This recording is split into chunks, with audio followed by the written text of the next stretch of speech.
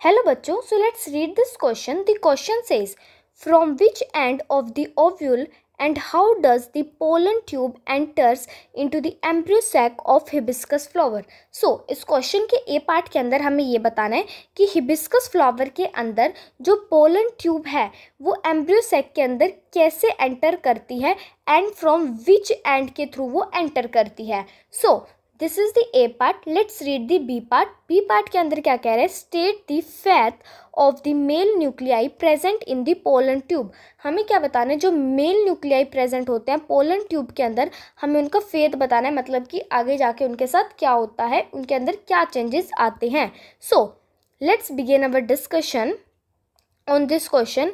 सो की कंसेप्ट में हम किस चीज़ के बारे में बात करेंगे? So here the key concept is the first key concept जो हमारा होगा दैट इज जर्मिनेशन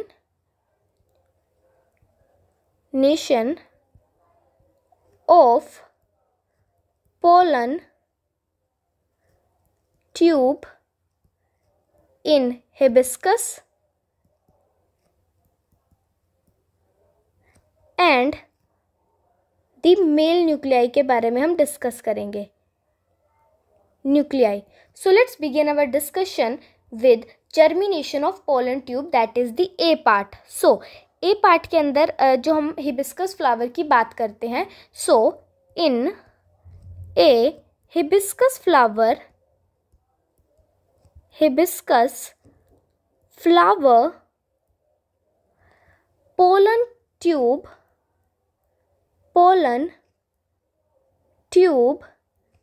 enter. जो पोलन ट्यूब है वो कहाँ से एंटर करती है?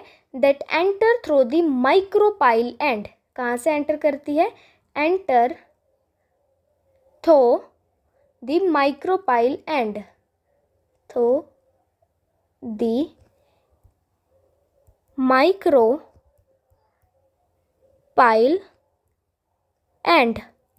Once pollen tube reaches to ovary,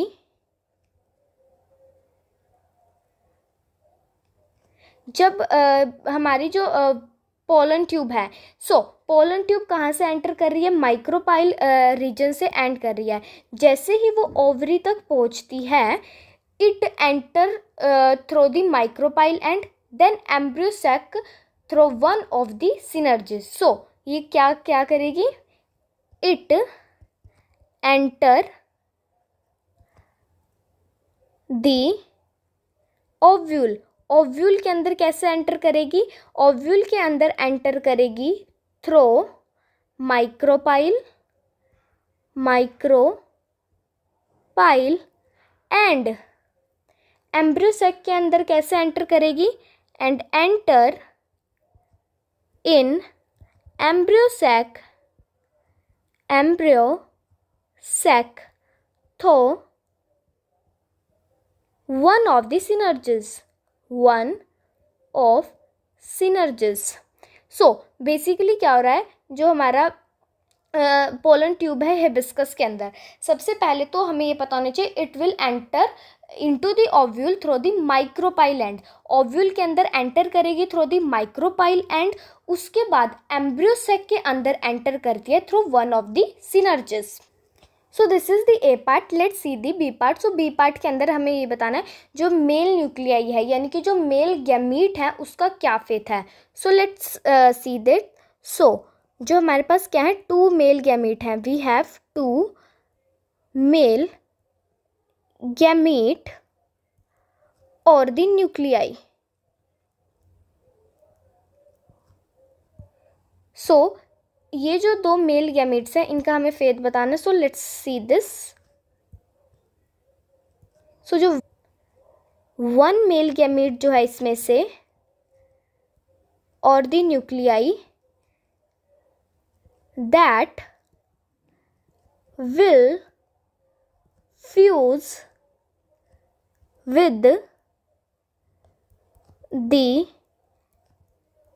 egg cell in embryo sac in embryo sac, एक जो न्यूक्लियाई है वो एग सेल के साथ फ्यूज करता है एंड द सेकंड न्यूक्लियाई, अगर हम बात करें जो सेकंड न्यूक्लियाई है वो फ्यूज करता है पोलर न्यूक्लियाई के साथ। द सेकंड न्यूक्लियाई, इसके अंदर जो हमारा सेकंड न्यूक्लियाई है, second nuclei fuse with the central cell, central cell भी कह सकते हैं, और दी polar nuclei of embryo sac. So this is the fate of the male nuclei. यहाँ पर ये मिलके हमारे पास इससे फॉर्म होती है ट्रिपल फ्यूजन। इसी को हमारे पास क्या कहा जाता है, ट्रिपल फ्यूजन। जो वन हमारा मेल गैमीट है वो फ्यूज करता है एग सेल के साथ in the embryo sac, and जो दूसरा न्यूक्लियाई है that will fuse with the central cell. So this is the answer of the question. I hope you understood it well. All the best. Thank you.